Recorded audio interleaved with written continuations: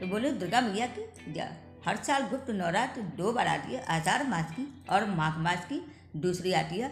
और 2 नवरात्र होती है, जो पट्टस नवरात्र होती है वो शारदीय नवरात्र होती है, और दूसरा चैत्र नवरात्रि होती है। इसमें पट्टस माता रानी की पूजा की जाती है, कलश स्थापना, अखंड दीप, मतलब पूजा आराधना पूरा सब कुछ पट्टस होता है। और बाकी जो 2 नवरात्र होती है माघ आषाढ़ की, ये गुप्त होती है।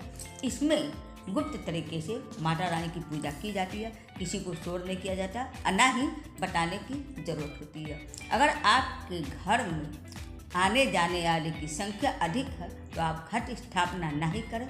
अखंड दीप अगर आप जला सकते हैं गुप्त तरीके से तो आप जला लीजिए, और नहीं तो आप बिना अखंड दीप जलाए ही गुप्त नवरात्रों में 9 दिन तक माता की पूजा आप कर सकती हैं।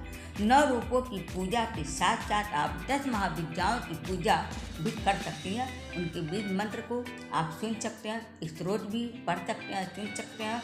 उसके बाद से आप माता की जो कहानी बताई जाती है मोबाइल में, या तो आप बुक से उनकी कहानी, जैसे सप्तशती है, देवी पुराण है, ये सारे चीज़ पढ़कर आप गुप्त नवरात्र में इनकी पूजा 10 दिन तक, नवरात्र के 9 दिन तक आप कर सकते हैं। इस तरह से माता रानी की पूजा आप गुप्त नवरात्र में भी कर सकते हैं। आपको कलश स्थापना की जरूरत नहीं है, अखंड दीप की जरूरत नहीं है।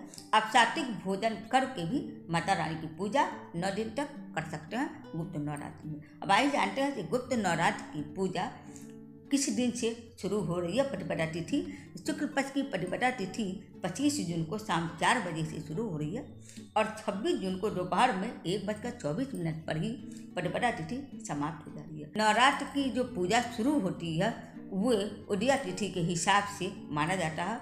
तो उदया तिथि को देखते हुए 26 जून को पहला दिन की पूजा घट स्थापना का, और उनकी माता रानी का पहला दिन माँ काली की पूजा और शैलपुत्री माता की पूजा की जाएगी।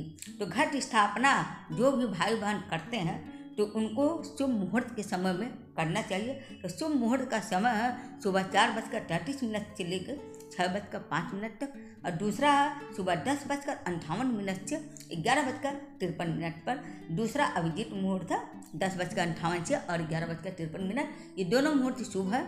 इस मुहूर्त में आप घट स्थापना कर सकते हैं, ज्वारे भी बो सकते हैं और अखंड दीप जला सकते हैं। माता रानी की स्थापना आप चौकी की कर सकते हैं। इस बार की नवरात्र की शुरुआत बेहद शुभ योग में हो रही है। पहले दिन ध्रुव योग के साथ ही सर्वार्थ सिद्धि योग का भी निर्माण हो रहा है। इन शुभ योगों में माता रानी की पूजा करने से साधक की सभी मनोकामनाएं पूरी होती है। ध्रुव योग पहले दिन सुबह से लेकर रात 10:40 तक रहेगा, और सर्वार्थ सिद्धि योग 26 जून को सुबह 8:46 से लेकर 27 जून की सुबह 5:35 तक रहेगा। गुप्त नवरात्रों में माँ दुर्गा की 10 महाविद्याओं की पूजा आराधना की जाती है। इन नवरात्रों में तंत्र साधक विशेष साधनाएं करते हैं। इस समय की पूजा किया गया शीघ्र ही फल देने वाला होता है। माता रानी की पूजा अगर इनकी रात में की जाए 10 महाविद्या की, तो साधक का जीवन सुख में हो जाता है, दोष से मुक्ति मिलती है और सारे कष्ट से मुक्त हो जाते हैं। माता रानी की कृपा प्राप्त होती है। तो 10 महाविद्याओं की पूजा करने वाली माता का नाम इस तरह से है। पहला माँ काली, दूसरी माँ तारा देवी, तीसरी माँ त्रिपुर सुंदरी, चौथी माँ भुवनेश्वरी, 5वां माँ छिन्नमस्तिका, और 6ठा माँ त्रिपुर भैरवी, 7वां माँ धूमावती, 8वां माँ बगलामुखी, और 9वां माँ मातंगी, 10वां कमला देवी।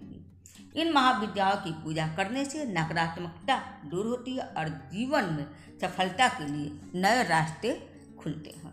यह पर्व विशेषकर उत्तर प्रदेश, उत्तराखंड, पंजाब, हरियाणा और हिमाचल प्रदेश में मनाया जाता है। इसे गायत्री नवरात्र भी कहा जाता है, क्योंकि इस समय गायत्री तंत्र की साधना विशेष फलदायी होती है। तो उम्मीद करती हूँ आप सबको मेरा वीडियो पसंद आएगा। हरे कृष्ण, हर हर महादेव।